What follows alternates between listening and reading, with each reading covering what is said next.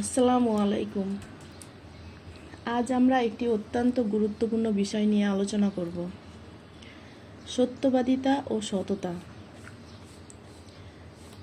নবী করিম সাল্লাল্লাহু আলাইহি ওয়াসাল্লাম বলেছেন, সত্যবাদিতা মানুষকে নেকির দিকে নিয়ে যায়, আর নেকি জান্নাতের দিকে নিয়ে যায়, আর মিথ্যা মানুষকে পাপের দিকে নিয়ে যায়, আর পাপ জাহান্নামের দিকে নিয়ে যায়।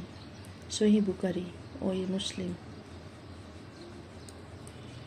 এই হাদিস আমাদের জীবনের একটি বড় বাস্তবতা তুলে ধরে। আমরা প্রতিদিন কথা বলি, কিন্তু আমরা কি সবসময় সত্য বলি? সত্য বলা সহজ নয়। অনেক সময় ক্ষতির ভয় থাকে, মানুষের সমালোচনার ভয় থাকে। কিন্তু একজন প্রকৃত মুসলমান সব অবস্থায় সত্যের উপর অটল থাকে। সত্যের ফলাফল: সত্য মানুষকে আল্লাহর কাছে প্রিয় করে তোলে, মানুষের বিশ্বাস অর্জন হয়, অন্তরে শান্তি আসে, কিয়ামতের দিন নাজাতের কারণ হয়। যে ব্যক্তি সব সময় সত্য কথা বলে, ধীরে ধীরে সে আল্লাহর কাছে সিদ্দিক হিসেবে পরিচিত হয়।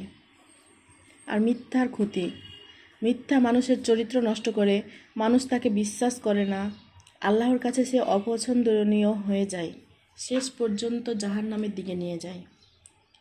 আজকের সমাজে আমরা অনেকেই ছোট ছোট মিথ্যাকে চালাকি মনে করি, কিন্তু ইসলামে এটা বড় গুনাহ।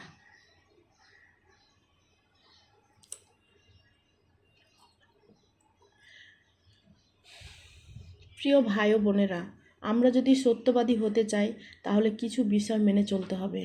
কখনো মিথ্যা কথা না বলা, প্রতিশ্রুতি রক্ষা করা, ব্যবসায় সততা রাখা, কারো সাথে প্রতারণা না করা।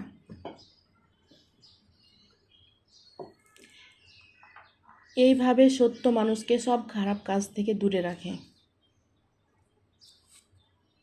আমরা যদি সত্যের পথে চলি, সত্য কথা বলি, তাহলে দুনিয়ায় সম্মান পাবো এবং আখিরাতে সফল হব ইনশাআল্লাহ।